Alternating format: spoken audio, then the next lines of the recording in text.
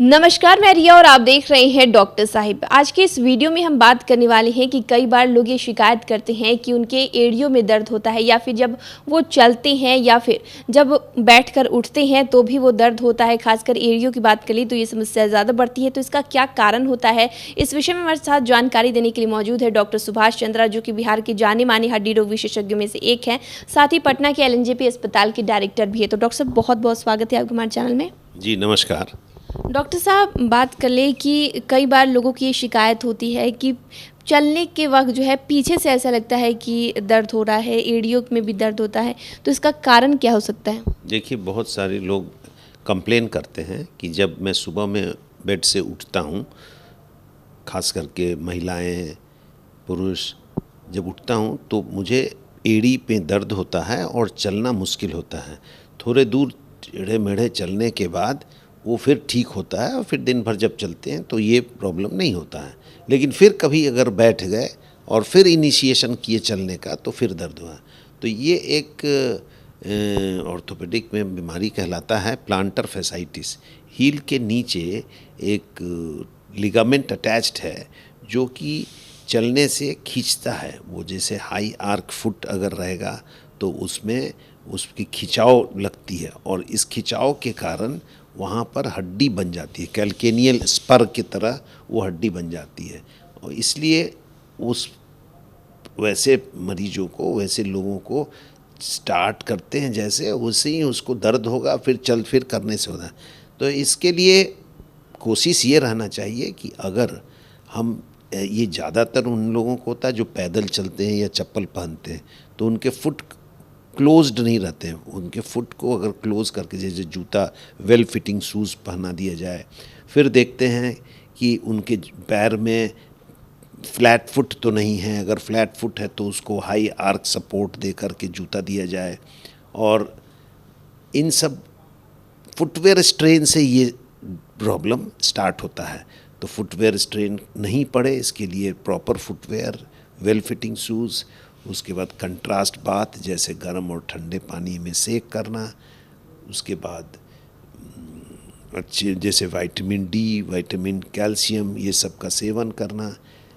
कुछ अगर इन सब से भी नहीं ठीक होता है तो फिजियोथेरेपिस्ट उसको अल्ट्रासोनिक थेरेपी वगैरह देते हैं, लेज़र थेरेपी देते हैं, शॉक थेरेपी देते हैं।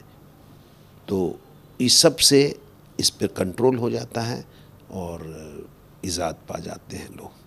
सर, जैसा कि आपने बताया कि जो हमारे शूज़ होते हैं वो भी ज़िम्मेदार होते हैं, तो एक सही जैसे बात कर ले कि चप्पल जूते जो हैं कितना पैरों पे असर डालते हैं। एड़ियों की हम बात कर रहे हैं तो एड़ियों की अगर ऊपर जाएँ तो जॉइंट पेन का भी कारण बन सकता है। जी, अगर प्रॉपर फुटवेयर नहीं है, प्रॉपर जूता नहीं है, कहने का मतलब कि अगर एक जूता टाइट है, दूसरा थोड़ा ढीला है, कभी कभी किसी के एक पैर और दूसरे पैर में साइज़ का थोड़ा फ़र्क होता है, तो जो ढीला है वो प्रॉब्लम करने लगता है। इसके कारण बायोमैकेनिक्स फुट का जो है, पैर का लोअर लिम्ब का, वो घुटने पर उसका असर आने लगता है। तो फिर घुटना में दर्द आएगा, उसके बाद हिप जॉइंट पर भी आएगा क्योंकि पूरे एक्सिस में उसका इफेक्ट आता है। तो इस तरह से हम देखते हैं कि अगर फुटवेयर प्रॉपर नहीं है और उसमें कमियां हैं तो ये काफ़ी प्रॉब्लम में व्यक्ति को ले आता है। तो इसमें हम लोग को यही है, सावधानी बरतना है, प्रॉपर फुटवेयर पहनना है। अगर आपके पैर में कुछ विकार है, जैसे कोई फ्लैट फुट है, हाई आर्क फुट है, तो उसको हम लोग प्रॉपर वे में कंट्रोल कर सकते हैं। उसमें इंसोल दे करके जूता पहन सकते हैं।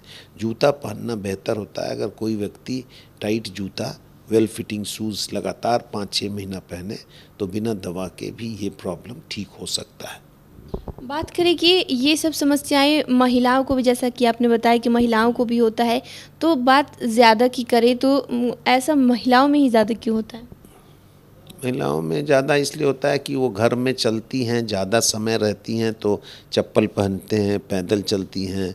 और पुरुष वगैरह अपना ऑफिस में काम कर रहे हैं तो जूता पहन करके निकले, काम किए, तो इसलिए महिलाओं को होता है।